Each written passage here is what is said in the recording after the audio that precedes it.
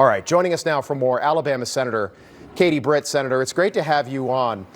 Quite a remarkable turn of events over the last several hours. The president, just about an hour and a half ago, posting on Truth Social, congratulations to everyone. It has been fully agreed by the U.S., Israel, and Iran that there will be a complete and total ceasefire ending what will be called the 12 Days War. God bless Iran. God bless the Middle East. God bless the United States of America. That 12 hours will apparently begin at midnight Eastern Standard Time. Senator, can you take us through what just happened? Because right now it looks like Donald Trump might have stopped a war before it ever really started. Donald Trump is going to be the next winner of the Nobel Peace Prize, no doubt. He has done what generations of leaders could not do.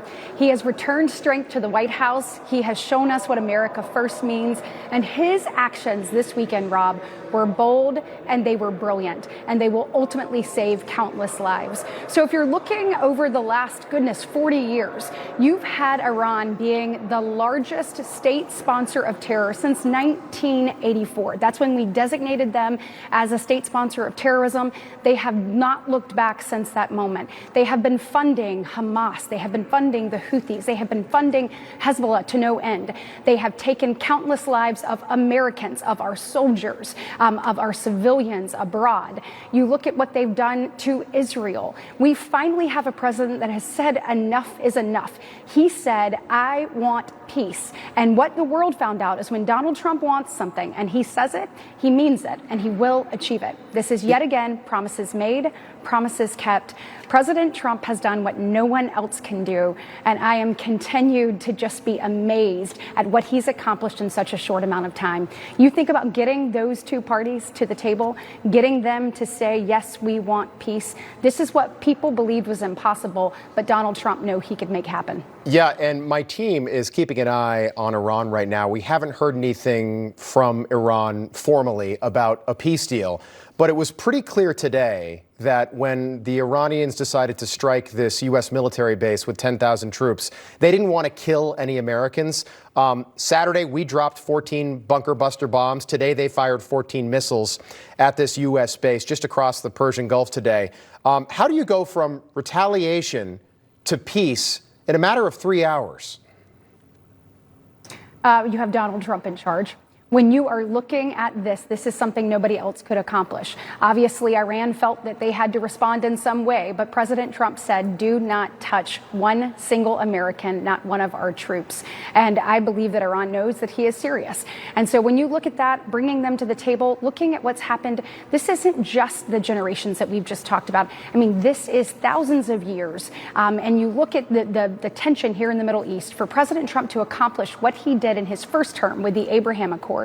Then you look at what he's been able to do already in other parts of the world. You've got with the Congo and Rwanda. When you look at what he did with Pakistan and India, he knows how to bring people together. He knows how to create a deal, and he has done what no one else thought was possible. So I think what we'll see, and I hope that Iran heeds this, and I hope that obviously Israel does too. We know that Israel cannot live like this anymore. They cannot raise their children in bunkers. It is time for peace. You mentioned it earlier. Obviously, Americans are over war. The world is over it. We want peace, we want stability, and we want prosperity. That's what President Trump is offering to this region. I think we can build upon the success of his first term with the Abraham Accords, with this announcement today, and then it is the possibilities are endless for the people of the Middle East and being able to come together across the globe. Yeah, Senator, I just to reiterate to everyone at home, here's a couple of the questions that we put together for you tonight, anticipating what would be going on. We've got 40,000 troops at various bases in the Middle East. How concerned are you about their safety? Well, we don't have to be concerned right now if they've reached a peace deal. Do you think Donald Trump's actions could lead to dead Americans? Apparently not now. I don't know what else to ask you except for what you think this will do to the big, beautiful bill that the president's 4th of July deadline now right around the corner. Rob, I do want to talk about what you just said about Donald Trump.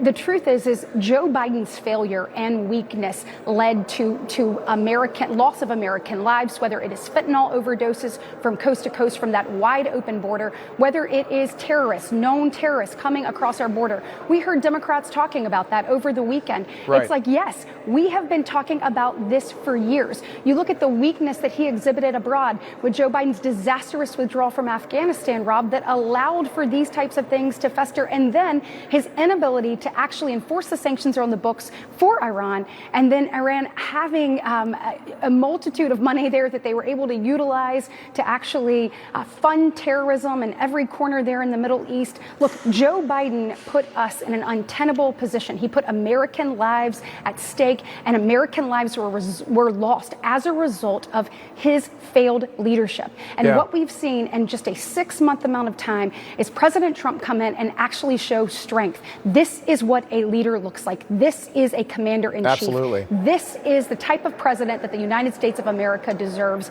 and it is an honor to be able to be here and watch it, and can watch this continued success. Well, again, the president on Truth Social says that we have a peace deal. I've got to take the president at his word. I have no reason not to. But if that is the case, Saturday will go down as one of the greatest military victories for the United States in the last 50 plus years. And we haven't done so well at war over the last 50 plus years. You know, you go back to Vietnam, you go back to Iraq and Afghanistan, and the Afghanistan withdrawal, which was 4 years ago this August.